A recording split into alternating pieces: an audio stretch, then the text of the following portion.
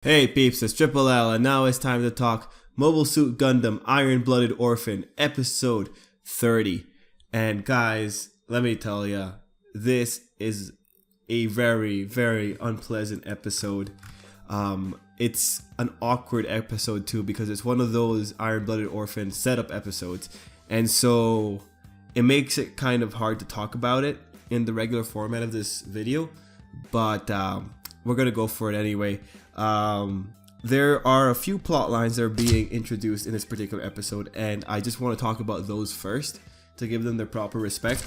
There's a lot of things going on, but throughout the episode there is just this consistent stream of these horrible circumstances being artificially created and being promoted because of certain character dispositions and certain characters' actions. So one of the things I think is an interesting thing is Takaki's general position on how he treats Tekadon members.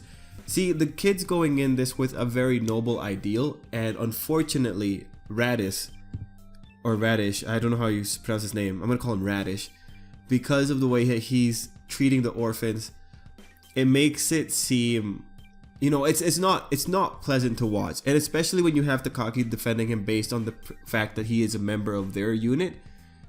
It's unfortunate. In the worst case scenario, his general naivety and positive feelings will be penalized and he'll die. That's the worst case scenario. What kind of message does that carry on for the future? Well, don't trust people would be the message, and that's unfortunate. But for right now, the way that everything's being established in this episode, I really hope everything turns out okay for these characters. And you know, just to kind of describe how much of a weird episode this was, the opening started at 6 minutes into the episode. But yeah, there's that continuous plotline of Takaki and his general disbelief that anyone would betray Tekadon from inside, and then just what Radish is doing and he's keeping control of information, and controlling information is a very good way of pretty much neutering an organization. And then the other little things that are going on in the episode is also McGillis's general involvement in all this. If in an ideal situation, we'll have McGillis taking up the mantle of Montag and being able to help the Earth branch. But whether or not that'll happen, it's a pretty dire situation. So let's get into the top moments of the episode, or at least the top moments of intrigue, or the top moments that establish the general feel for the episode. We're going to start this off with the idea of Chad in a suit. Now, the reason I'm pointing this out is because the episode actually revolves around a lot around Chad. It revolves around how he's an inspiration to people and how his advancement and being involved in these kind of procedures makes things better. Like, we have it with Aston pretty much talking about how he's proud of Chad because Chad was someone who was deemed to be less than human, worthless, human debris. And for him to see that one of them is able to do such important things is, you know, it makes a difference. And even the fact that Akihiro echoes that on Mars, and that he's just really excited because this is something that human debris is doing, that they are capable of something. For characters who have been told their entire life that they're worth nothing, having this guy as a symbol of just the general progress that's capable for the group themselves, it's a pretty important thing. And his involvement in everything that happened in this episode is a big driving factor, and it drives a lot of characters. That's why I think it should be a top moment for this episode. The next thing that I very much enjoyed was Chad saving Makanai, or going in there and trying to protect him from the bomb. It's unfortunate that he didn't catch it, but he didn't have the intel to know the setup of that room. But still, the fact that he was able to spring into action, I think that's something redeemable. Ideally, this character doesn't die, but this episode is doing a lot to really like just make people like the character, or really like play up his importance in the story when it comes to the Tekadon group.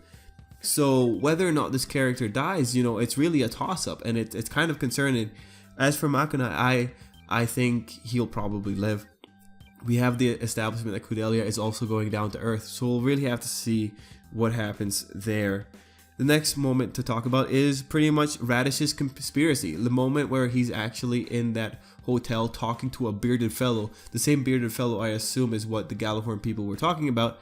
And the bearded fellow asking him if he is not actually bothered that he is sending these kids that he works with to war. And it's unfortunate. It's a very unfortunate situation. This guy is pretty much the thing that's making the situation very difficult for the group. And his involvement is a big factor for the rest of the episode because we find out he's in control of communications. He's screwing things up.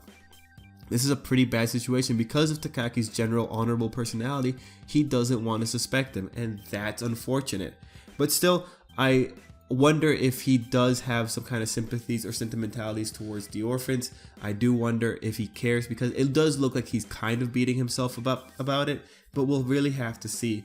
I think being unsatisfied with your work and plunging your group into war is a bit too much of an overreaction, especially when you consider this guy was sent there by a very powerful mafia group, because they said it was someone that Tewa assigned them.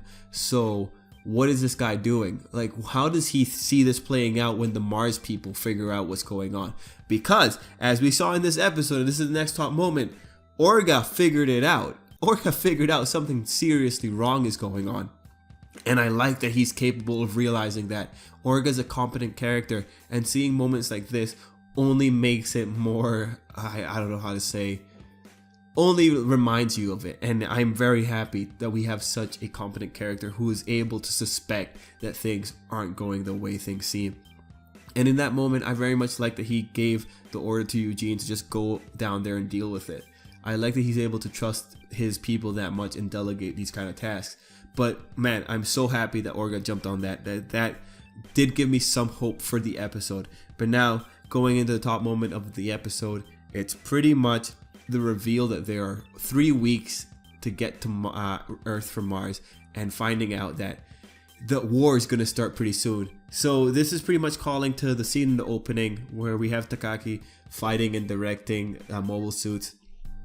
The chances are our Mars group isn't going to get there in time, which in terms of impact is a pretty big revelation because it does add to despair a bit in the episode, and it's concerning. It's very concerning. I don't know how the Mars group could get there before the 3 weeks unless Mika can somehow just drive through space at like super high speeds, but he needs fuel. Like, one thing that this Gundam show does really well is reminding us that the Gundams need ammunition and they need fuel. They need to be refueled and restocked. So I don't know if the Tekadon group from Mars is going to be able to get to their guys in time, or if the guys can survive 3 weeks. That's why the involvement of McGillis in this episode is relatively important. I do hope that he will be able to kind of intervene at some point because he does have a dual identity. Anyway, peeps, this episode is very unpleasant to watch. It's unpleasant because we have characters trying to be good and we have characters who are doing their best to be bad and screwing things up. Like that moment at the end with Takaki meeting the bearded guy. Yeah, that's a really nasty situation to be in, and the poor boy doesn't know what he's getting into. Now, Takaki is the one narrating things, so I want to assume that he's going to survive long enough to do this, do the narration, but we'll really have to see. Anyway, guys, let me know what you thought of the episode. Let me know if you enjoyed it. Let me know if this is just kind of like really bumming you out. And till next time, I hope you have a great day.